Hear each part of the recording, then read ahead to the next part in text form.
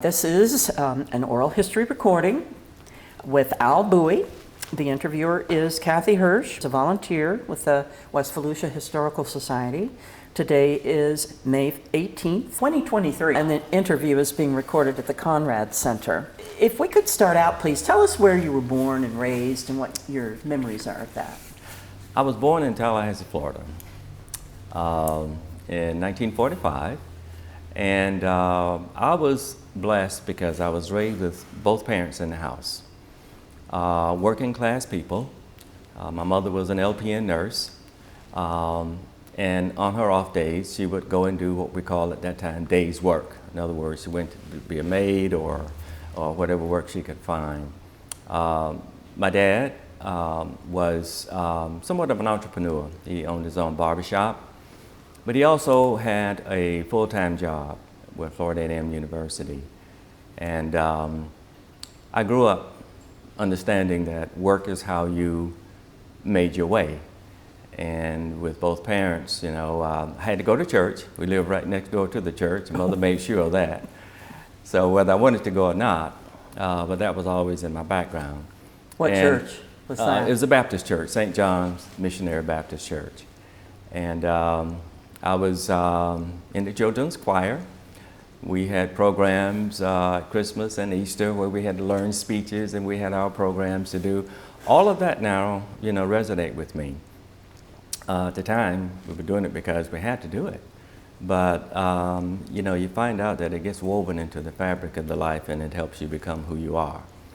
My dad was holiness. He became a minister with that as a different faith from Baptist. But Mother was determined we were going to be Baptist, so Mother won out. I'm a Baptist today, and very active in my church, Greater Union First Baptist Church. So, and like I said, I grew up singing in the children's choir. I love to sing. I don't claim any special talent, but I like music, and I like to sing, and you know, I enjoy that. I sing in the choir at my church. So, you know, there were four of us, 2 boys, 2 girls in my family, and we learned, you know, how to get along, we had to, you know, the boys slept together, the girls slept together until they were old enough to go on their way. And, you know, we shared the same room, that is. And, you know, it was a time that was, in my life, a happy time. You know, and what's unique about that is that this was right in the middle of Jim Crow. Separate but equal, always separate, but it was never equal. With both parents working, you know, really trying to make life happy. We had a roof over our heads, you know, we had clean clothes, we had food on the table because they were working full-time jobs and other jobs too.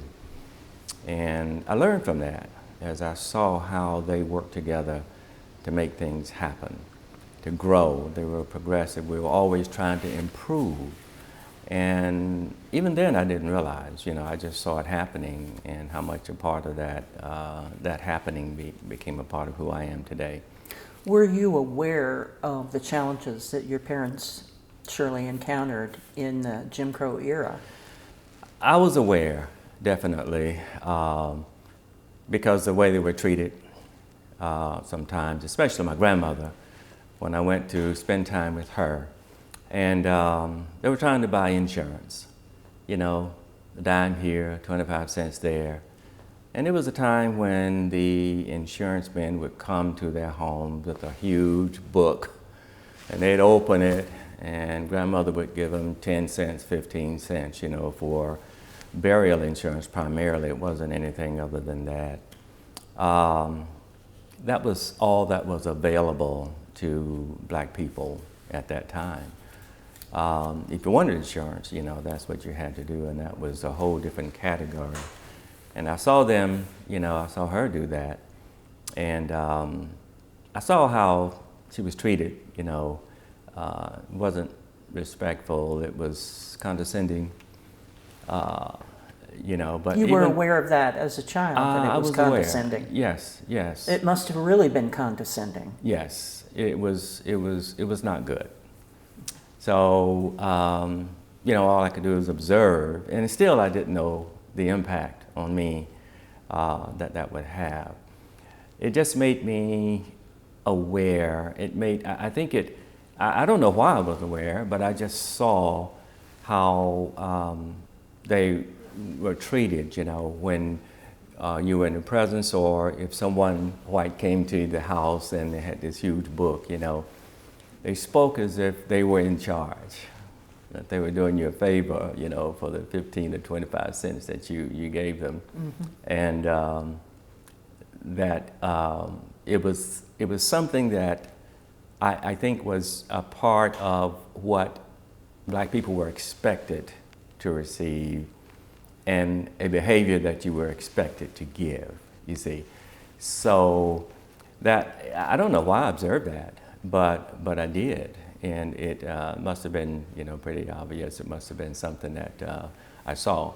But, you know, in spite of all of those things, I credit my parents for balancing me to try to understand what was going on. I lived through it. I didn't understand it. But I knew that all people weren't bad, you know.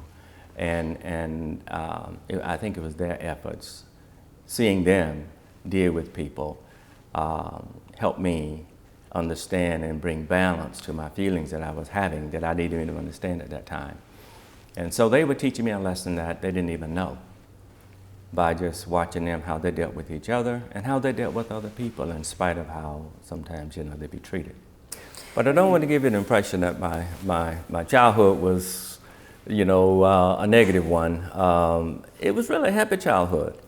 Again, both parents being in the house, Kathy, both working, sometimes 2 and 3 jobs. They made Christmas special. My mother loved Christmas. She always decorated and created atmosphere. My dad was kind of provider. I think my mother pretty much was the decision maker in the house. And they tried to make our childhood, you know, as good as it could be. I know with mine. Now, my older brother and sister probably had a little different experience, because they were not where they were when I came along, you know. And my sister, who's the youngest in the family, I think is the one who was truly spoiled by my dad. You know, I think she too would say she had a happy childhood. So in spite of all of that, you know, they made life happen for us, and taught us some things without having to say them by their actions, you know. And as I reflect on that now, that's what happened. So I look forward for Christmas, and I never did let on that I knew there was no real Santa Claus, because he kept bringing gifts and bicycles and toys, and I said, okay, come on. What are some of the other happy times you remember? Well, I remember during the summer months, you know, mother was working. She was an LPN nurse, and so she worked shifts. And my dad, whose full-time job at the time was at Florida A&M University, he was the person who was in charge of raising hogs. And that was a time when the university raised their own food. Cattle, had a dairy for milk, and hogs, you know, for slaughter and food for the students on the campus. My dad was in charge of managing the hog farm. And rather than leave me with a babysitter or someone, mother sent me to work with him. I thought that was the coolest thing. That was my summer recreation. I had a chance to eat sandwiches, you know, with Dad, and he let me and taught me how to drive a tractor, you know, and he kept me away from the more dangerous thing, you know. Some hog pens he wouldn't let me get in because, you know, let me tell you, some of the male hogs could be real tough, and they were huge. And females, you know, you just got to know how to handle them. So he kept me safe, but I watched him work, you know. And for me, working was fun. I could drive the tractor, you know, I could do the feeding and all this kind of stuff. I was about middle school age. I had to be 12, 13, 11 to 13, 14 years old. And, I mean, that was my summer recreation. So it taught me how to work. It taught me how not to be afraid of hard work. It was not stranger to me. And so when I got home with Mother, she made sure, my room was clean. I made up my bed. I couldn't just get up and go and think she was going to come behind me. When she taught me how to do it, she expected me to do it. And I want to tell you, when I came home from school and I left my clothes on the floor, I'm down the road playing with my buddies. We were playing Cowboys and Indians. That was popular at that time. She'd call me. She'd go out in the backyard and call me by name. By the way, I grew up as Bobby in Tallahassee. So anyone who calls me Bobby, I know they knew me growing up. She'd go out in the backyard and just call me, out loud, Bobby! And all my buddies go, oh, because those are the days when you get a whomping, And she called me all the way back home to make me take my shoes out of the floor. And to this day, I cannot leave my shoes, my socks on the floor. When I take them off, I have to put them away in the closet. I just have to. I can't. So, and hang up my clothes. You had your school clothes and you had your afternoon play clothes. You had to change your school clothes, take care of them and put them up, and then you switch into your play clothes that you had 2 or 3 years earlier. You could play in those. So it was a time of structure for me. Discipline. And discipline. And, you reflect on it now and you say, thank you, Lord, for what they did at that time for me and things that, I embrace today. And I tried to pass it on. I don't know how successful I've been in doing that, but I was, structure is what I understand. And, just being orderly is something that came out of my childhood. So in spite of all that was going on at the time, knowing and feeling second class, because that was the order of the Jim Crow day, I can say my parents were responsible for me having what I consider a happy childhood. Now, I had some church influence too. I had a deacon who spoke into my life. And, I appreciated that. And later on, you understand how that impacts you too. But it was an interesting time. And they planted seeds that I would go on after high school. I should have been a better student in high school. Maybe I'm going ahead of your questions here. I was an athlete. I had speed. I could play football, and I played it well. Before that, I had a paper route, and I quit in 10th grade, my job, and I started playing football. Had speed. I didn't have size, but I had speed, so I couldn't get a scholarship to college. But, I enjoyed that time that I played. But I knew even in high school, we were in a Jim Crow era, and I tell you why. Because when we got new textbooks at my school, you open up the front cover, and you know how students are to write their name in their books? Well, we had at least 5 to 6 names of students' names already in the books. So what would happen is the old books were sent over to us, and the white kids got the new books. I remember, but that was, the order of the Jim Crow day. And, we just accepted that and went on. I mean, what were you going to do? And our teachers and the principals, knew that was the order of the day, and that's how things were. Eventually, things rolled over. But, I have to say, growing up was a bittersweet experience, but because of my parents and my church life and good friends, it was I can say a positive experience. So, where did you go to university? I went to Florida A&M University. I was a science major, biology and chemistry, and I've always been interested in science. My parents used to say to me, you're going to be a doctor, you're going to be something, with science related and that kind of thing. So, I believe what they told me. And yet I did have an appetite for science. They bought me a chemistry set, and I would go outside and make the foulest smelling stuff you could ever imagine, just mixing stuff together, trying to follow instructions. That was my chemistry set. And because I'd expressed an interest in science, I majored in biology and chemistry, and I graduated with a major in biology, a minor in chemistry. And really enjoyed it in college. I had to change my behavior in college. In high school, I was a little more cavalier. I was an athlete. I ran around with the popular fellas. In the time, the girls would have house parties then, they'd always invite me and my friends because we would dance the girls. Me and my buddies enjoyed dancing. They wanted somebody to dance for them, and rather than, just go and stand around. So we would dance them, and they always invited us. So I could have been more dedicated to my studies, put it that way. That's one way of putting it. But I enjoyed that too. But in college, I realized I had to get serious. And I tell you why, Kathy, is because I didn't have any college scholarships. Athletic, I had the speed and all that, but didn't have the size, to play at Florida A&M anyway. That was the days when Florida A&M was the glory days. They won every game. But my parents had to borrow the money for me every semester. It was a time when banks were not loaning black people money hardly for anything, and that's why you saw so much blight in the black community.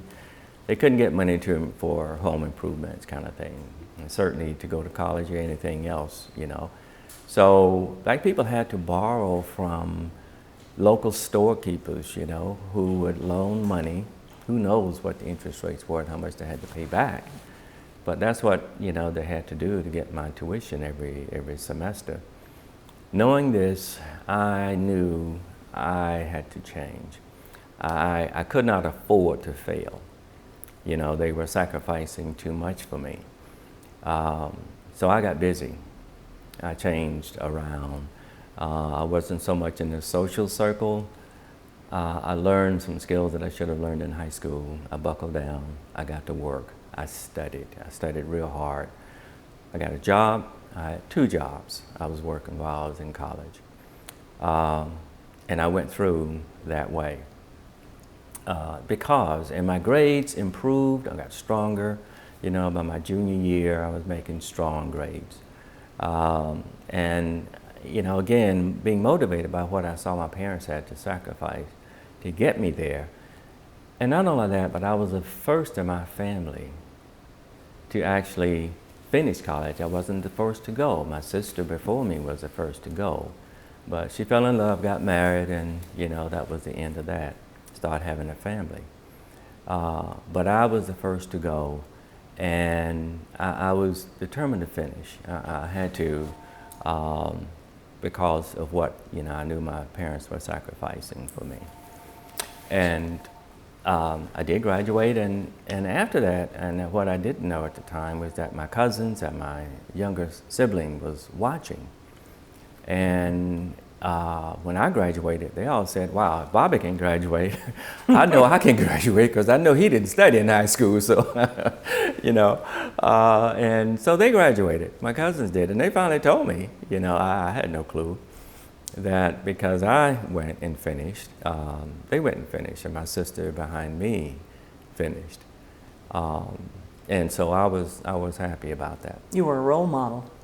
Turned out I was. I had no idea, because it didn't come easy for me because I wasted so much time in high school. I had to go back and develop some fundamental skills. It was just, for me, I just made up in my mind that I was going to study. I was going to do what it took, to study and graduate. And the motivation being because of all my parents had to sacrifice for me to get there in the first place. And I knew I could do better. Let's shift to your coming to DeLand. What brought you to DeLand? Well, a marriage, right out of college. I was working in Nassau County. I was a December grad. They needed a science teacher over there in Callahan. I went to the placement office and they called me and said, we have a job for you. Nassau County needs a science teacher in one of their schools. I said, okay, you know, I'm open for a job. That's where I went. However, my wife at the time, who was not my wife, she got a job down here at the Home Extension Agency. And she graduated that December too, so we decided we were going to get married that summer, and we did. Being a newlywed, I could not see myself working in Nassau County and my wife down here. That was not going to work for me. So I came down here to look for a job, and that's how it happened. Where was your first job here? DeLand High School.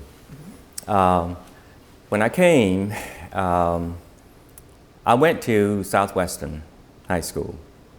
That was, you know, the separate but equal model here in DeLand. And asked whether or not they needed a biology and chemistry teacher, and they said no.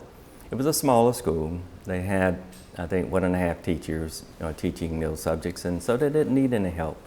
Mr. Clarence Harris was the principal there at the time. No, Clarence, I think it was Harris, yes. And I didn't go to DeLand High School right away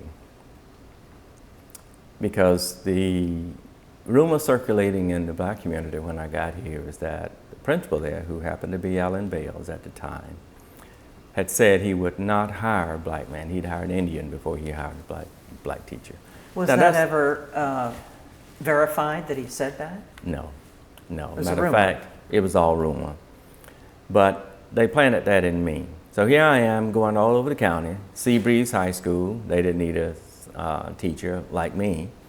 Mainland High School, the principal wasn't there, said, you know, we'll call you, don't call us. And I came back and I told my wife, I said, look, I said, I have not gone out to DeLand High School, and I know people are saying, but I don't have a job now. And the worst thing that can happen is I leave without a job. What do I have to lose? That's where I got my job. Alan Bales was nothing like I was told that he was. I went in there and I said, Ms. Bales, I'm looking for a job. I'm a science teacher. I have, you know, 1.5 years experience. A biology chemistry major. I can teach both those subjects. And he said, okay. He called in Bill Beecham. Bill Beecham at the time was a science teacher. He taught anatomy and physiology, I'll never forget. And he was also serving as the assistant principal at DeLand High School. So he was a part-time teacher, assistant principal. He called him in because he had science knowledge and background and asked Mr. Beecham to interview me.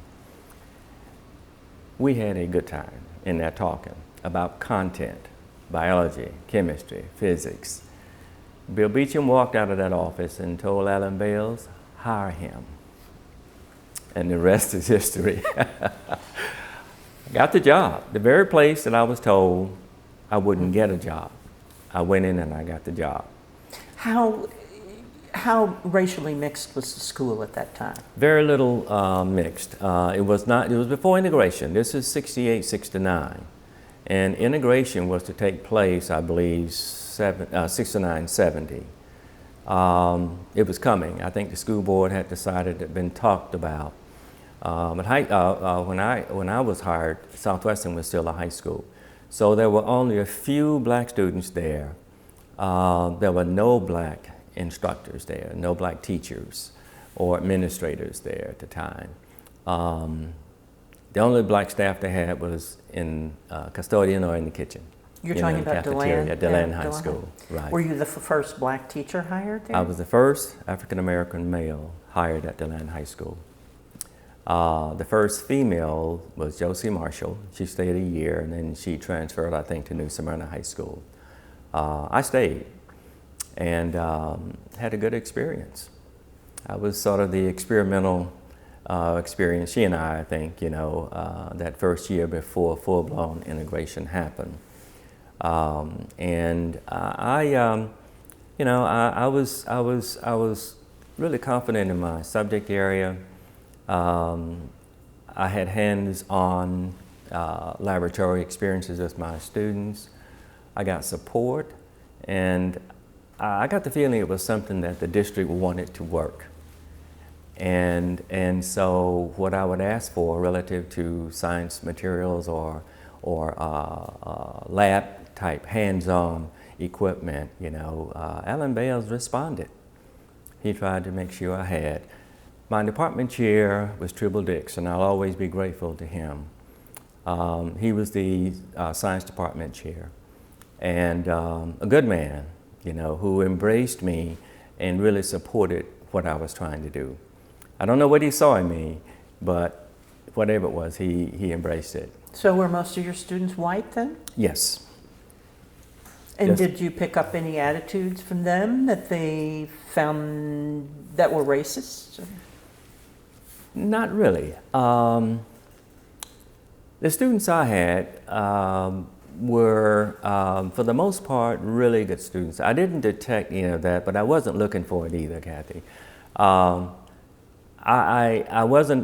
didn't have a defensive attitude. I felt confident in my subject area. I taught it like I enjoyed it, and the students embraced me. There were some, always who were a little standoffish because they weren't sure about this whole thing. They might have been from backgrounds that said, hey, that's taboo. I let them have their space as long as they were not disruptive and they were doing what I asked them to do. Have your space. But those who want to go along with me and learn and enjoy and really gain something in this, we're going to go. We're going to move on. So that was my attitude. In fact, being on the faculty, being in the school. As a result, the faculty, I got along great with the faculty. There were some who were standoffish, again, from that environment of, I don't know about this, this is Jim Crow, this isn't supposed to be happening kind of thing. But somehow, year after year, those folk left, And I don't know whether it was deliberate on Alan Bale's part when he detected that there were some issues there. I just don't know. But I do know that if they were there over a period of 6 or 7 years when I was there, they seemed to diminish. And I think, too, the faculty, as they related to me, after that, Alan Bales hired a few more black instructors. I also became an athletic coach. So I can say at DeLand High School, I had a good experience. Well, if you became an athletic coach, that was certainly a star role. It was. And I was the head track and field coach after a couple of years. And we won. We brought back trophies. And I had black and white students out there, and we were one. We were a team. And they understood that was my theme. That was my centerpiece. We're a team. We're here representing DeLand High School. We function in your individual roles in your events, but we win together. We lose together. And that was my attitude. And we did. We won. How long was it before you then became officially administration? It was, I think, after my 6th year at DeLand High School. I just earned my master's degree in chemical education and really enjoyed teaching chemistry. I really did. I started out teaching biology, then switched over to chemistry and learned that I enjoyed chemistry better. And so I did my master's work in chemical education. It was about that time when I was made an offer to become an administrator. And I'll never forget Matthew Fair was significant in this because he was the assistant principal at DeLand High School at the time. And really all I wanted to be, Kathy, was a good teacher. I wanted to be a good teacher, and I worked at it. And Matt Fair would, from time to time, pull me aside and, hey, have you thought about administration? Now, this is before I got the offer. I said, no, Matt, I'm okay. I like doing what I'm doing, teaching and coaching, And he'd wave his check in front of me. He said, this is part of the difference right here, salary. I said, okay, you know, I'll give it some thought. But my heart was still in the classroom. I enjoyed that, and still is, really. But after I earned a master's degree and I came back that year to teach, I got an offer from Al Gunther, who was the principal at Southwestern at that time, 7th grade center. He wanted an assistant principal, and he asked for me. I went over and interviewed, and he told me he'd like for me to take the job. That's how I got in administration. So you got into administration first at Southwestern? Yes. And then later at DeLand High? Yes, I came back to DeLand as principal, but I was at Southwestern for 3 years as assistant principal. After that third year, because of my science background, I was sort of encouraged to apply for the curriculum job, science curriculum supervisor's job for the school district because, you know, I had a science background. Lee Britton was the science curriculum supervisor at that time, and Lee was being promoted to area superintendent. I think they called him assistant superintendent at that time. And the job came open at the district curriculum staff, and I was encouraged to apply for it, and I did. Before I did, I went in to talk to the superintendent because I didn't want to be sidetracked. I saw myself moving up in administration to be a principal, and I wondered whether or not now leaving school-based administration would interfere with that transition if I went to curriculum. And the superintendent, Don Gill, said no. In fact, he said that probably would enhance your opportunities to move up the administrative scale. So I said, okay. I applied for the job, interviewed this committee, and there must have been 7 who had applied for it, and I was offered the job. So I became a curriculum science supervisor, K-12. The only one in the state of Florida at the time, because the largest school districts had either you were a K through 6 science supervisor or a 7 through 12 science supervisor. Those are ones, but I was K-12. And African American too, you know. And I did that for 10 years. I enjoyed it. We built up the district science fair. We used to have them in the mall. And I had a group of teachers working with me and around me, and we together, you know, each year would improve the science fair and made it a public phenomenon, you know, so that the public could come in and see the work that these kids were doing. Some parents were grumbling about it, you know, having to do a science fair. Absolutely. We tried our best to get around it.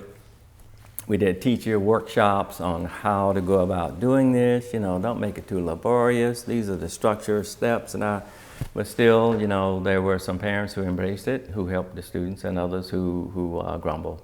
But we used to have a big display in the Volusia Mall every year. And we also tried to write curriculum because my goal was to have more science instruction in the elementary grades than we got, because kids just love science. They love hands-on things and learning about nature, learning about how things work in science and how things work in nature. If you introduce it to them, they'll learn it, you know. But we had an issue in that many of the teachers in the elementary grades, especially the primary grades, were not strong in science instruction, did not like it too much. It got a little better in the intermediate grades, you know, 4 and 5th, at the time 4 through 6. And so I was trying my best real hard working with those teachers, trying to get science taught in the early grades, the content areas. The other supervisor was trying to get social studies taught, and I was trying to get science taught a little bit more. And there were some teachers, and they organized in the intermediate grades. A teacher who was strong in the content areas, science and social studies, would rotate the students and teach the science and social studies. And other teachers would teach, I think they all taught their own reading. And then another teacher might teach the English reading part. And you had a teacher who teaches science and social studies. And they So all it became taught more their own. specialized. It became then. more specialized. Looking back, so how long were you, let's talk about being principal at DeLand High. Okay. What were your challenges there, if any? Yes, I had some. I started out being a principal in elementary school. I was a principal at all 3 levels. The superintendent at the time, Jim Surratt, believed that if you could be a principal, you could be a principal at any level.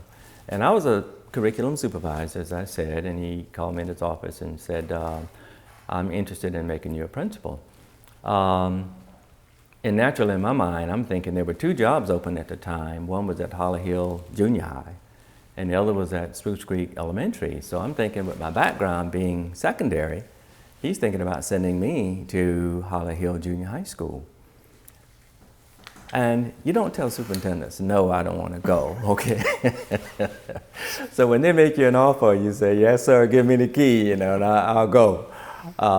So when he said that, I said, yes, sir. I certainly would be interested in going back to the school level and taking that challenge on. But when he said, I'm going to appoint you to Spruce Creek Elementary, I tried to catch my chin before my mouth fell open because it's a high-profile community. They'd never had a black principal in that community. It was a brand new school, a thatched roof. They've never built a school like that since. Yes. They've changed it now, because, it was, the shingles of, I think it was pine. Beautiful red brick school, supposed to be a model of what kinds of schools were to come. And so he said, I'm going to give you overnight to think about it. That means you go home, tell your family the transition you're about to make, and be prepared, to go to work. Naturally, Kathy, I had to pray about it, tell my family, say, okay, here's what the superintendent's going to do.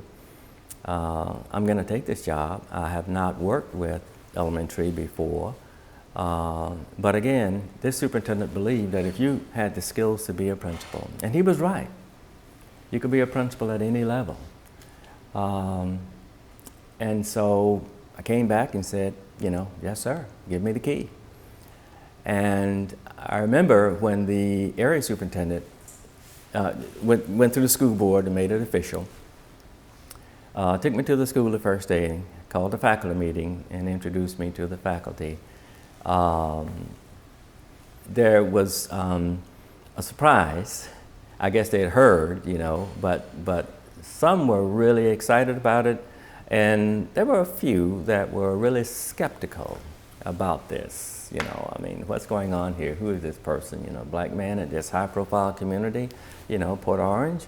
What's the superintendent trying to do to us?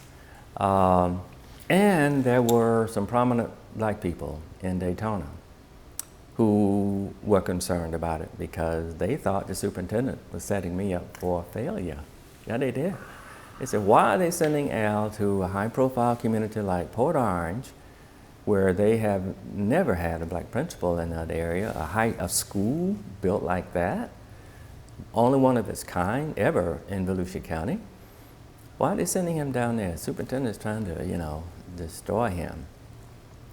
But Kathy, I always believe that, if you give me an opportunity, then I'm going to get in and do my best. And despite, whatever obstacles might be there in the way, I see the glass as half full. And therefore, the superintendent thought enough of me to send me to a school like that, in a community like that. I said, okay, he must see something.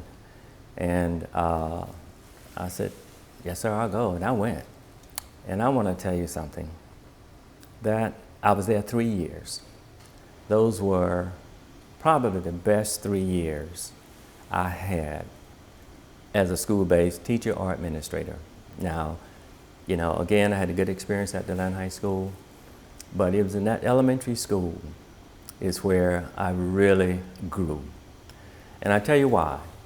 I came from secondary structure where you build on content.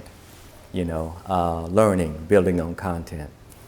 But in that elementary school, I learned that those teachers were teaching how to be good people.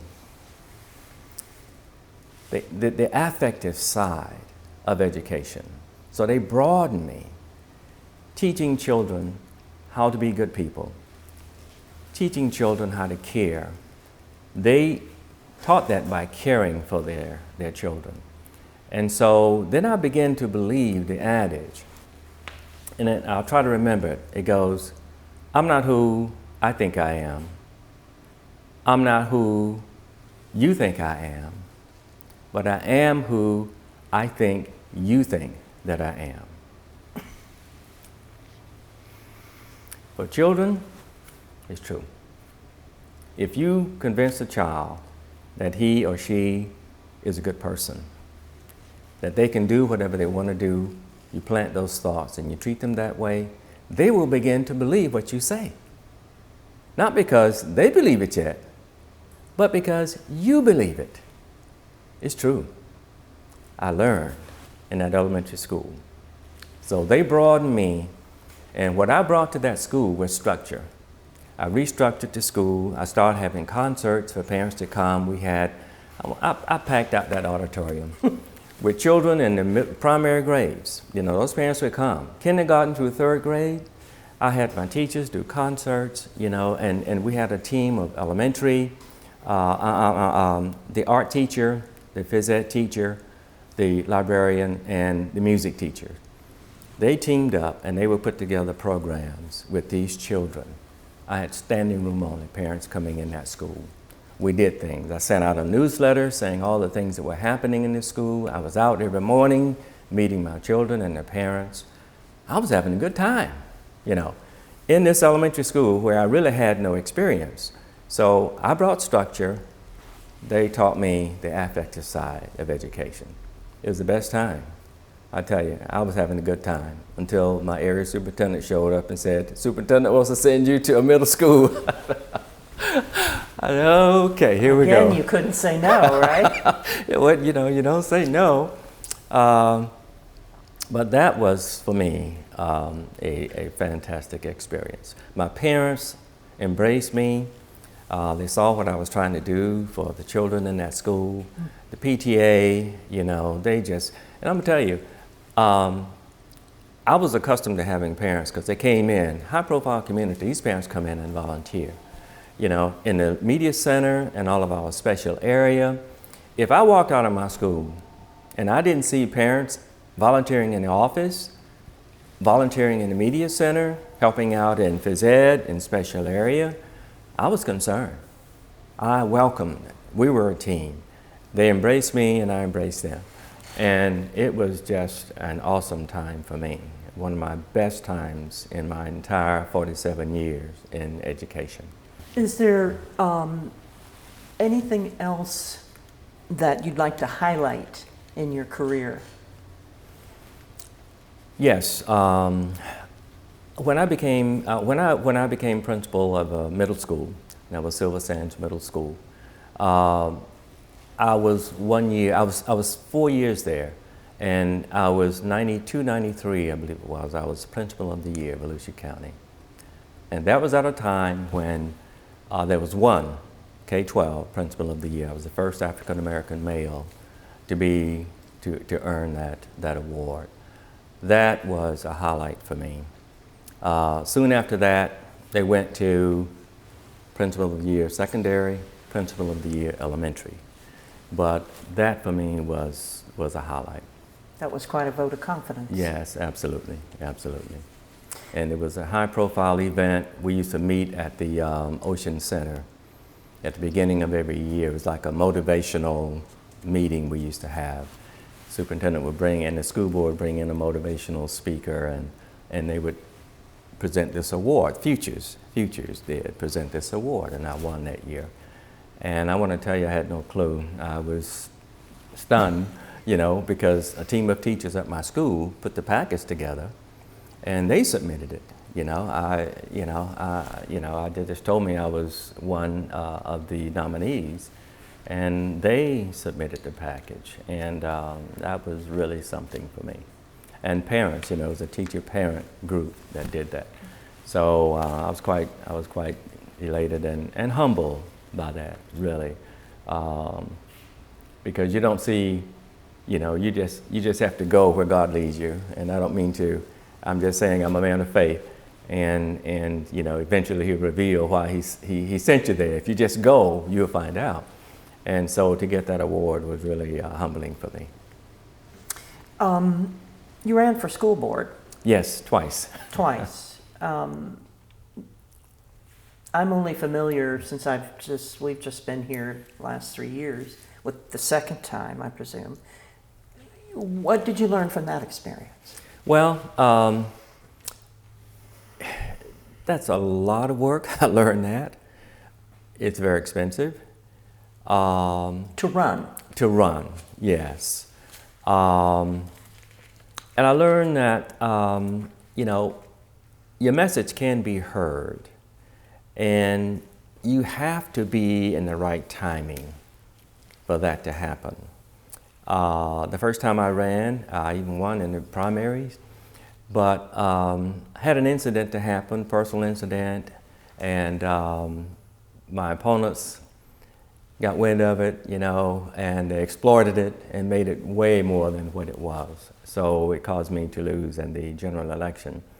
Second time around, the demographics have changed so much. A lot of people didn't know me. It's been a while since I've been, actually in the throes of education. And the politics have changed. It has shifted from the governor's office right on down through the state of Florida. And I learned that if you do not line up, he had such a strong hold on that party. And although it's nonpartisan, technically, it is very partisan. If you run counter to that, then you have no chance. The governor's even reaching out and endorsing candidates. So on a very local level. On a very local level, absolutely. Not only school boards, but I think he was trying to influence at the county level. The county officials, just reaching in. And where just pushing that ideology that it has. And so it was a strong politic there. I think my message was good, wanting to make sure all children learn, I'm still interested in pursuing that concept. It's easy to say who's doing well, what school is doing well when they're scoring high on tests and whatnot.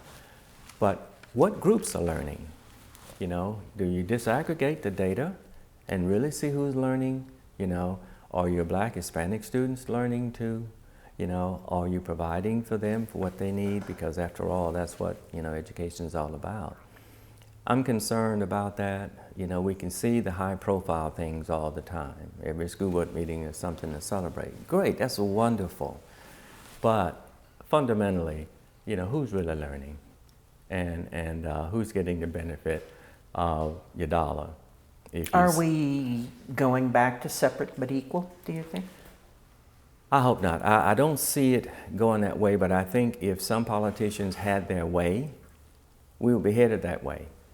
And starting with the Supreme Court, I'm so disgusted with some of the things, in a particular justice, his position on things, totally no identity with the struggle. It comes right down from that through many of our politicians, in our state government.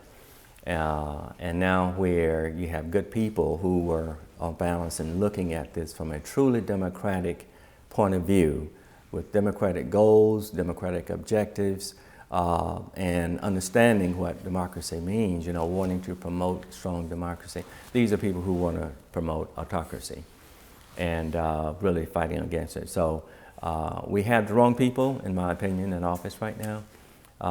And I'm very, very, very concerned about it. So there's work to be done. It just means that the fight is there.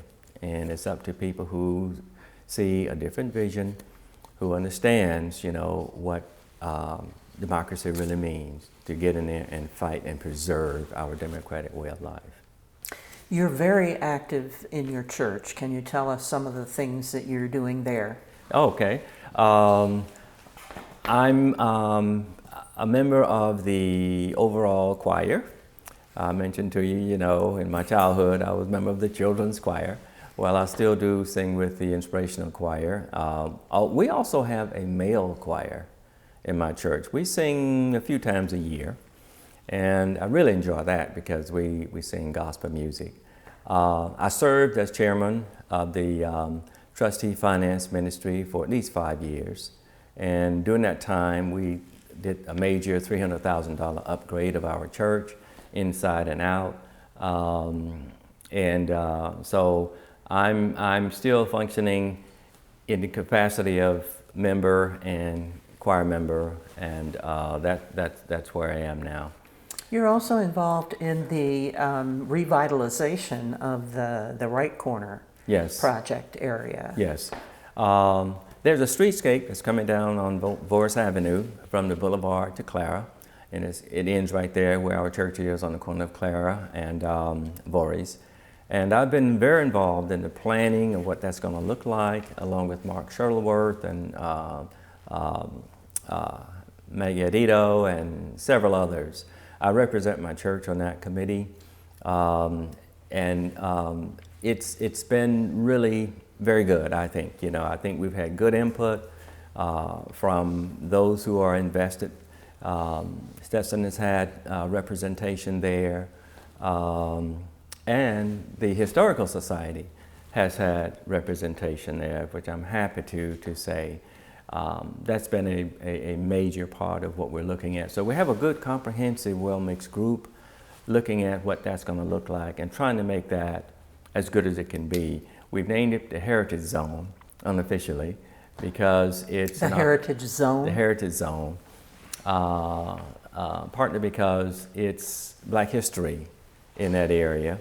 The Noble Watts Theater, African American Museum, my church, which is over 140 years old. It was the first church organized in this community over 140 years ago for African Americans to worship. Matter of fact, according to history, it used to be located right here on Rich Avenue, where they started, but had to relocate to where we are now. And so that's what we are finding in our history. So, we have good, rich history in that area, and we're trying to highlight some of the people who came before us, who really made life as good as it could be for Black people at that time. In terms of the people coming after you, what would be your advice to young people? Well, I would advise them to be learners. Really don't let this opportunity go by.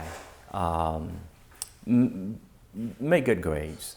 And although, it may be easy to say, but everyone can learn. And if they really want to make a life for themselves, work to earn it. Don't expect something to be just given because you are young or you're a child. Be prepared to work. And their job is basically go to school, be a good citizen, make good grades, focus, study, spend the time. And I realize that's not easy for some children because their environment is so disruptive and they have a lot to fight through. But find someone who will listen, who can help, and if they, look to the church, look to community organizations that might offer help. Some of the Greek letter organizations have individuals, who can provide advice to find a comfortable place. School guidance, to go in and talk to a guidance counselor about the concerns they may have, to try and help solve these problems, because I understand, that a lot of these children are going through some very heavy environmental issues and problems. But that is something that is a part of life right now, and you know, we all go through a time, especially growing up, it's hard enough. Going through adolescence, you know, into adulthood is hard enough. But really try to focus and plan to do something with their lives. If it's not, every child doesn't have to go to college to be successful. But making the good grades open the door for careers in the armed services, open the door to opportunities to study for certification, you know, in carpentry, in plumbing, electrical, you know.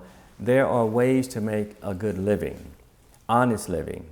If they prefer to go into business for themselves, you know, with a lawn service or doing some landscaping, that's there too. But do plan to make a life that is something that will make them an honest living.